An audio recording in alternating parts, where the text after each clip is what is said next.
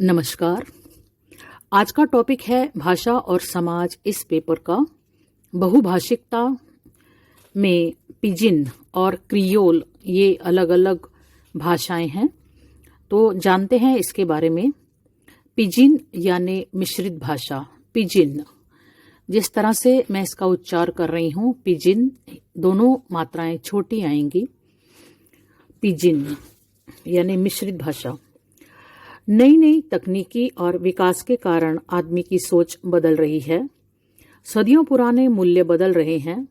जहां पहले व्यक्ति एक स्थान पर रहकर ही अपनी आवश्यकताओं की पूर्ति कर लिया करता था, वहीं आज वो आर्थिक या सामाजिक कारणों से किसी एक स्थान तक सीमित नहीं रहना चाहता। अपनी आवश्यकताओं की पूर्ति और आर्थिक स्थिति को सुधारने के लिए उसे कभी कभी एक स्थान से दूसरे स्थान पर भी जाना पड़ जाता है। यह जरूरी नहीं है कि जिस स्थान पर वो जाए वहां रहने वाले लोग उस व्यक्ति की भाषा को जानते हों। तब समस्या यह उत्पन्न होती है कि ये भिन्न भाषा भाषी व्यक्ति या समुदाय आपसी संप्रेषण किस प्रकार करें।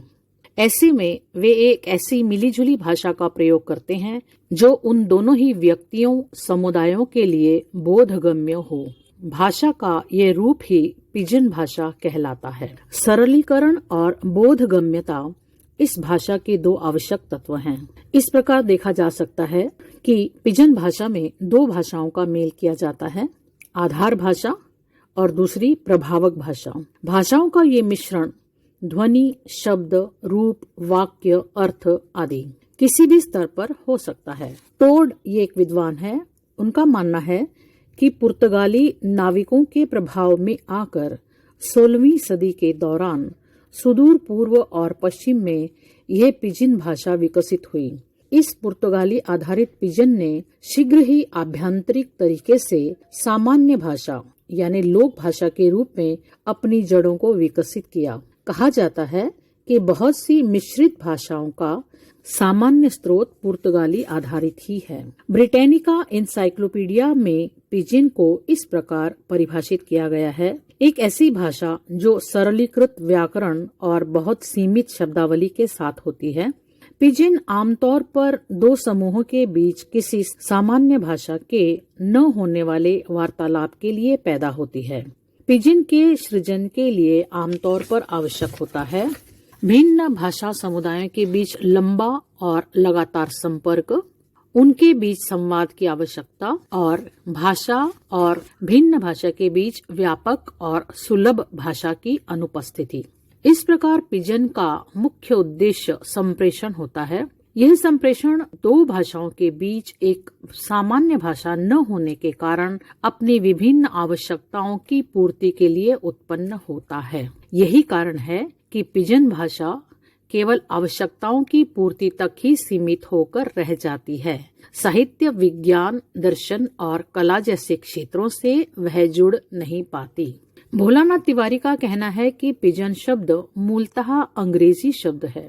जब अंग्रेज व्यापार करने चीन पहुंचे तो अंग्रेजी चीनी के मिश्रण यानी आधार भाषा अंग्रेजी, प्रभावक भाषा चीनी से एक विशेष प्रकार की अंग्रेजी का विकास हुआ। चीनी और अंग्रेजी भाषा मिलकर ये भाषा मूलतः बिजनेस के लिए अर्थात व्यापार के लिए प्रयुक्त होती थी, अतः बिजनेस इंग्लिश कहलाई। ये बिजनेस शब्द चीनी उच्चारण में पिजिन हो गया, अतः वहां बिजनेस इंग्लिश को पिजिन इंग्लिश कहने लगे। बाद में इस प्रकार विकसित किसी भी भाषा को पिजिन भाषा कहा जाने लगा।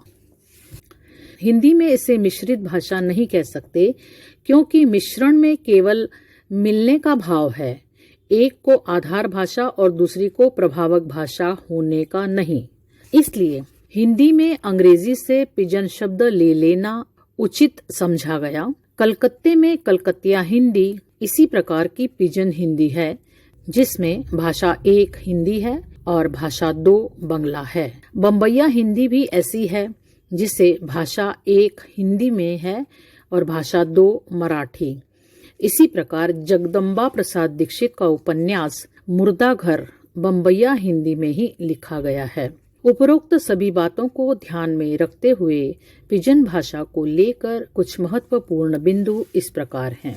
पिजन भाषा का जन्म किसी परिस्थिति विशेष में संप्रेषण के कारण होता है। इसकी शब्दावली अत्यंत सीमित होती है।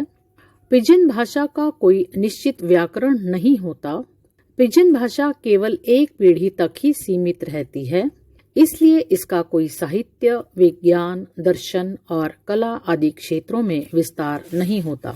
पिजन भाषा में एक भाषा आधार भाषा होती है, दूसरी उसकी प्रभावक भाषा। पिजन भाषा की विशेषताएं इस प्रकार हैं। एक, सरलता। सामान्यतः सरलता हर भाषा का अपेक्षित गुण होती है, पर मिश्रित भाषा रूप का सरल होना आवश्यक है।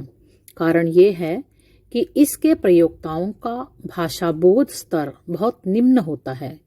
जिन दो या दो से अधिक भाषाओं के मिश्रण से उसका रूप गठित होता है, उसमें से एक भाषा के ज्ञाता दूसरी भाषा के सामान्य लक्षणों से भी अपरिचित रहते हैं।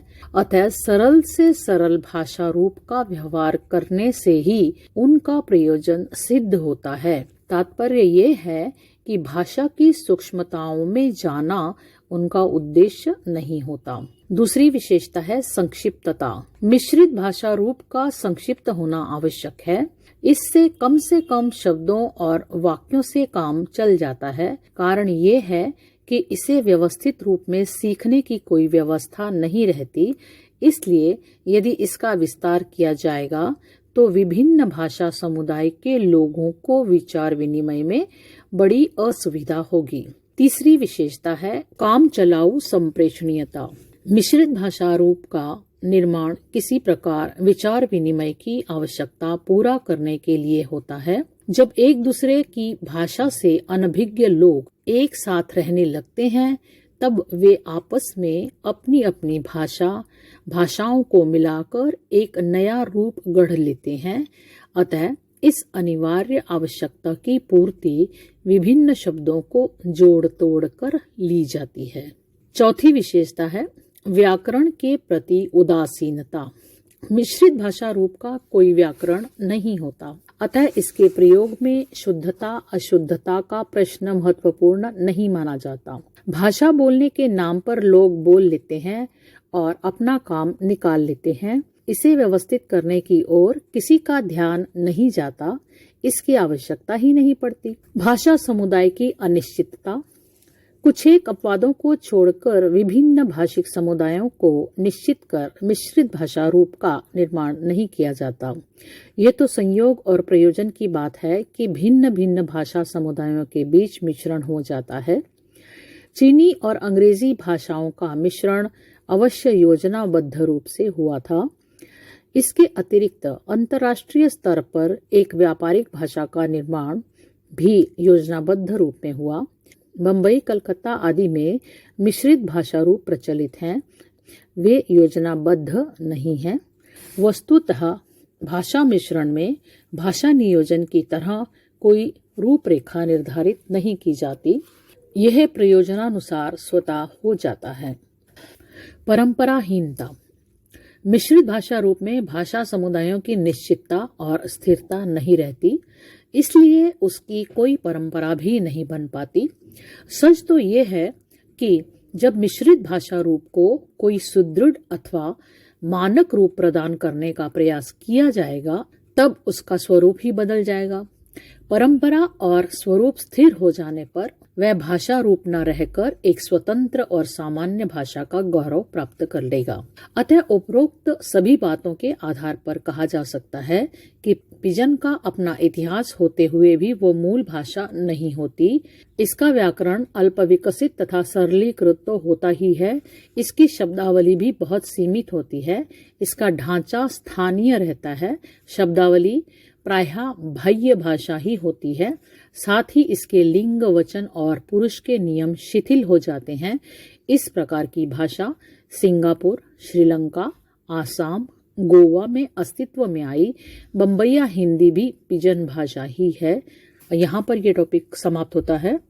अगर वीडियो अच्छा लगा है तो लाइक कीजिए, अपने दोस्तों के साथ शेयर कीजिए और चैनल को सब्सक्राइब कर लीजिए। आपके विषय से संबंधित जिस सामग्री की आपको आवश्यकता है आप कमेंट बॉक्स में लिख सकते हैं। मैं पूरी कोशिश करूंगी आप तक वो सामग्री पहुंचाने की। मिलते हैं एक नई वीडियो में नए विषय के साथ। तब तक के लिए नमस्कार।